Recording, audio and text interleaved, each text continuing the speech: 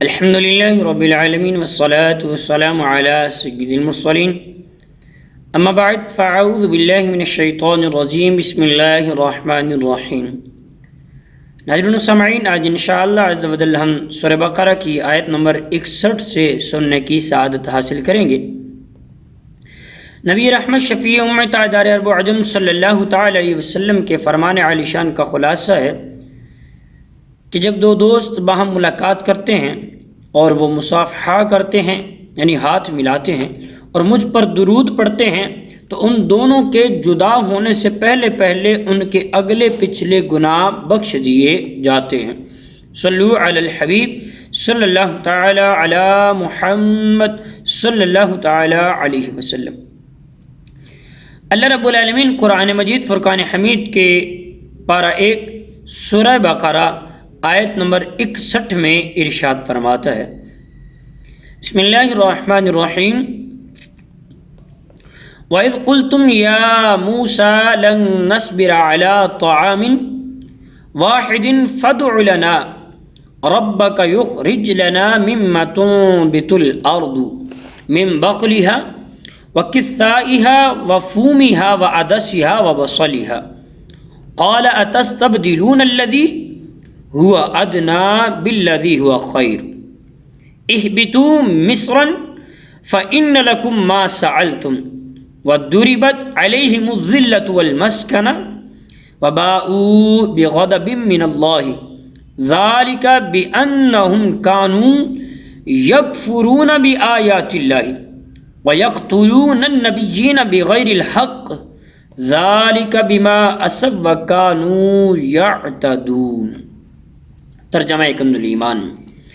اور جب تم نے موسیٰ علیہ السلام سے کہا، اے موسیٰ علیہ السلام، ہم ایک کھانے پر صبر نہیں کر سکتے، لہٰذا آپ اپنے رب سے دعا کیجئے کہ ہمارے لیے وہ چیزیں نکالے جو زمین اگاتی ہے، جیسے ساگ، ککڑی، گندم اور مسور کی دال اور پیاز۔ ارشاد فرمایا، کیا تم بہتر چیز کے بدلے میں گھٹیا چیزیں مانگتے ہو؟ اچھا، پھر ملک مصر یا کسی اور شہر میں قیام کرو، وہاں تمہیں وہ سب چیزیں میسر آئیں گی جو تم نے مانگا ہے۔ اور ان پر ذلت اور غربت مسلط کر دی گئی، وہ خدا کے غضب کے مستحق ہو گئے۔ یہ ذلت و غربت اس وجہ سے تھی کہ وہ اللہ کی آیتوں کا انکار کرتے تھے اور انبیاء کو ناحق شہید کرتے تھے، اور یہ اس وجہ سے تھی کہ انہوں نے نافرمانی کی اور وہ مسلسل سرکشی کر رہے تھے۔ ناظرین و سامعین، توجہ کیجیے گا، لن نصبر علی طعام واحد، ہم ایک ہی کھانے پر ہرگز صبر نہیں کر سکیں گے۔ اس کی تفسیر میں فرمایا جاتا ہے کہ بعض لوگ ان کی طبیعت ہوتی ہے کم ہمتی، نالائقی اور نیچ پن، آپ انہیں پکڑ کر جتنا بھی اوپر کرنا چاہیں گے وہ کم تر اور نیچے رہنے کو ترجیح دیں گے، وہ اوپر جانا، ترقی کرنا پسند نہیں کریں گے۔ ایسے لوگ عموماً زندگی کی لذتوں اور نعمتوں سے فائدہ نہیں اٹھاتے۔ بلند ہمت اور بہتر سے بہتر کی طلب ہی خالق و مخلوق کے ہاں پسندیدہ ہیں۔ بنی اسرائیل پر نعمتوں کے ذکر کرنے کے بعد یہاں سے ان کی کم ہمتی اور نالائقی اور نافرمانی کے کچھ واقعات بیان کیے جا رہے ہیں۔ ان میں سے ایک واقعہ یہ ہے کہ بنی اسرائیل نے حضرت موسیٰ علیہ السلام سے مطالبہ کیا کہ ہم ایک ہی قسم کے کھانے پر صبر نہیں کر سکتے، آپ اپنے رب سے دعا کریں کہ وہ ہمیں زمین کی ترکاریاں اور دالیں وغیرہ عطا فرمائے۔ حضرت موسیٰ علیہ السلام نے انہیں سمجھایا کہ تمہیں اتنا اچھا کھانا بغیر محنت کے مل رہا ہے، اس کی جگہ تم ادنا کھانا کیوں لینا چاہتے ہو؟ لیکن جب وہ نہ مانے تو حضرت موسیٰ علیہ السلام نے اللہ کی بارگاہ میں دعا کی۔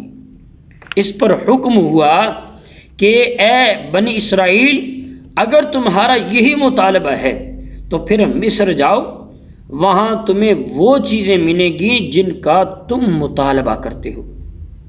مصر سے مراد یا تو ملک مصر یا کوئی مطلقاً شہر ہے، اس مراد یہاں پر لیا گیا ہے۔ ناظرین و سامعین غور کیجیے گا کہ بڑوں کے ساتھ اگر ہماری نسبت ہو جائے تو ہمیں کرنا کیا چاہیے۔ حضرت موسیٰ علیہ السلام جیسے عظیم القدر، عظیم الشان پیغمبر، جلیل القدر پیغمبر، حضرت ہارون علیہ السلام جیسے جلیل القدر نبی اللہ نے بنی اسرائیل کو عطا فرمائے، لیکن انہوں نے کیا کیا؟ ان کی معیت میں رہتے ہوئے بھی انہوں نے پھر بھی نافرمانیاں کرتے رہے، نعمتیں ملتی رہیں لیکن پھر بھی وہ ان چیزوں کو مانگتے رہے جو اللہ نے ان سے بہتر ان کو دی تھی، یعنی جو نعمتیں اعلیٰ تھیں ان کو چھوڑ کر وہ ان چیزوں کو مانگ رہے تھے جو ان سے کم تر تھیں۔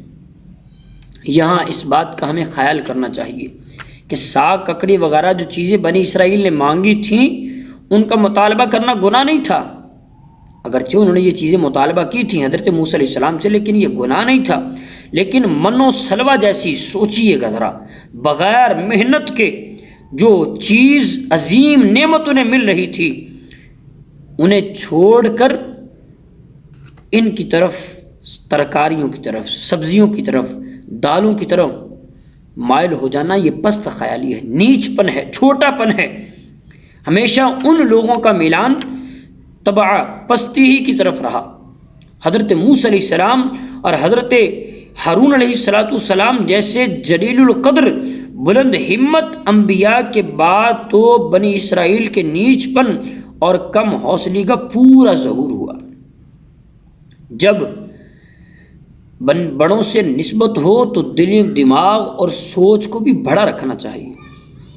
جب بڑوں سے نسبت ہو جائے، ایسے جلیل القدر انبیاء سے، ایسے جلیل القدر پیغمبروں سے ان کی نسبت تھی، ان کو چاہیے تھا کہ وہ ذہن بھی بڑا رکھتے، لیکن ان کا کیا خیال تھا؟ لہٰذا جب بڑوں کے ساتھ نسبت ہو جائے تو پھر اپنا ذہن، دماغ، سوچ کو بھی بڑا رکھنا چاہیے۔ اور مسلمان کو تو بنی اسرائیل سے زیادہ اس بات پر غور کرنا چاہیے کیونکہ ان کی نسبت سب سے اعلیٰ ہے، امت اعلیٰ ہے، نبی بھی سب سے اعلیٰ ہیں، نبی بھی سید الانبیاء ہیں اور امت بھی بہترین امت ہے، تو مسلمانوں کا اپنے بارے میں خیال کرنا چاہیے۔ آگے فرمایا ضربت علیہم الذلۃ والمسکنہ، ان پر ذلت و غربت ڈال دی گئی، یعنی یہودیوں پر ان کے گھٹیا کردار کی وجہ سے ذلت و غربت مسلط کر دی گئی۔ ان پر غضب الہی کی صورت یہ ہوئی کہ انبیاء اور صلحاء کی بدولت جو انہیں رتبے حاصل تھے وہ ان سے محروم ہو گئے۔ اس غضب کا باعث صرف یہی نہیں تھا کہ انہوں نے آسمانی غذاؤں کے بدلے زمینی پیداوار کی خواہش کی، یا تو حضرت موسیٰ علیہ السلام کے زمانے میں اس طرح کی خطائیں اور کی، بلکہ عہد نبوت سے دورے دور ہونے اور زمانہ دراز گزرنے سے ان کی دی صلاحیتیں باطل ہو گئیں۔ اللہ تعالیٰ کی آیتوں کے ساتھ کفر کا راستہ اختیار کیا۔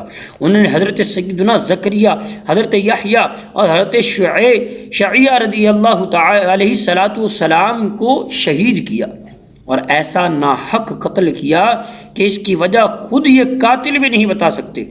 انہوں نے نافرمانی اور سرکشی کی اور پھر اس کے راستے کو اپنائے رکھا۔